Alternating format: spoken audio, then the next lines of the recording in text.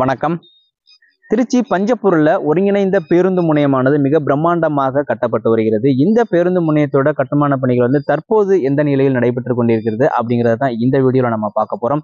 இந்த பேருந்து முனையத்தோட கட்டுமான பணிகள் துவங்கிய நாள்ல இருந்தே, அதாவது முதல் கட்டமாக ஒவ்வொரு மாதத்திலுமே பார்த்தீங்கன்னா ஸ்டெப் பை ஸ்டெப்பா எந்தெந்த மாதிரியான வேலைகள் அங்கே நடைபெற்று கொண்டிருக்கிறது அப்படிங்கிறத பத்தி நம்ம ஏற்கனவே நிறைய வீடியோக்கள் நம்ம சேனல்ல நீங்க பார்த்திருப்பீங்க. அதனால நிறைய நண்பர்கள் எதிர்பார்க்கக்கூடிய ஒரு வீடியோ. தற்போது இந்த பேருந்து முனையத்தோட வேலைகள் எந்த நிலையில இருக்கும், எப்போது இந்த பேருந்து முனையம் திறப்பு விழா காணும், அதை பற்றி எந்தவித அறிவிப்புமே வரலையே அப்படின்னு சொல்லி நிறைய பேர் எதிர்பார்த்து காத்து கொண்டிருப்பீங்க. அதனால இந்த பேருந்து முனையத்தோட வேலைகள் தற்போது எந்த நிலையில் நடைபெற்று கொண்டிருக்கிறது அப்படிங்கிறது தான் இந்த வீடியோல நம்ம பார்க்க போறோம்.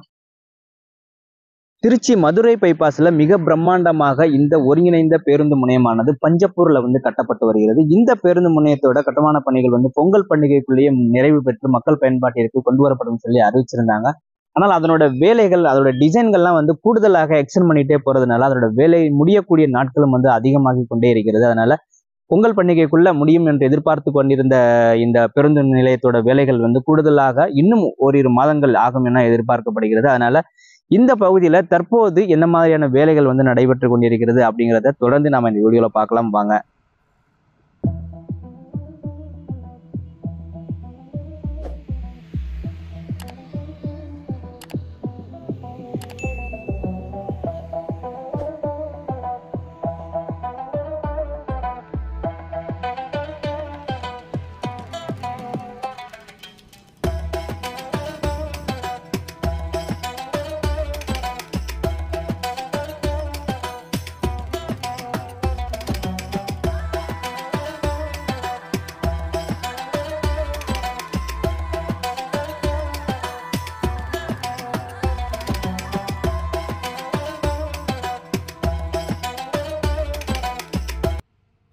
பேருந்துகள் உள்ளே செல்லக்கூடிய பகுதி, மெயின் ரோட்ல இருந்து இந்த உள்ளே செல்லக்கூடிய அந்த பகுதிக்கு, அந்த மெயின் கேட், மெயின் என்ட்ரன்ஸ் அமைந்துள்ள பகுதிக்கும் எவ்வளோ டிஸ்டன்ஸ் இருக்கு. இந்த முன்னாடி பார்த்தோன்னா காம்பவுண்ட் சுவர்லாம் போட்டாங்க.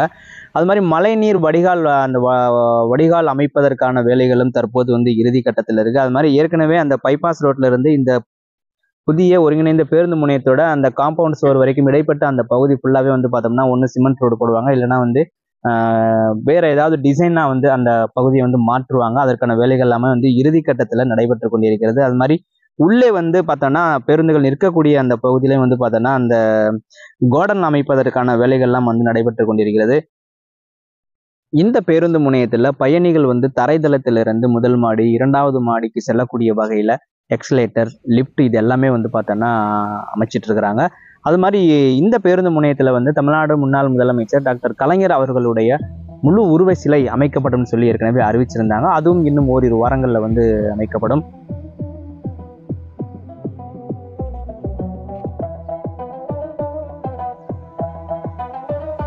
தற்போது பஞ்சப்பூர் ஒருங்கிணைந்த பேருந்து முனையத்தோட பணிகள் என்ன மாதிரியான வேலைகள் அங்கே நடைபெற்று கொண்டிருக்கிறது அப்படிங்கிறத நம்ம தொடர்ந்து பார்த்துட்டு இருக்கிறோம். நம்மளோட சேனல்ல இதுக்கு முன்னாடி ஸ்டெப் பை ஸ்டெப்பா ஒவ்வொரு மாதமும் இந்த பகுதியில் என்ன மாதிரியான வேலைகள் நடைபெற்று கொண்டிருக்கிறது அப்படிங்கிற வீடியோ நான் ஏற்கனவே போட்டிருக்கேன். அந்த வீடியோ பார்க்காதவங்க நீங்க பார்க்கலாம். அது மாதிரி நம்மளோட சேனல்ல இன்னும் லால்குடி, மண்ணச்சநல்லூர், விராலிமலை இப்படி நிறைய ஊர் சம்பந்தப்பட்ட வீடியோக்களும் நம்ம சேனல்ல இருக்கு. அதை நீங்க பார்க்க விரும்பினாலும் நீங்க பார்க்கலாம்.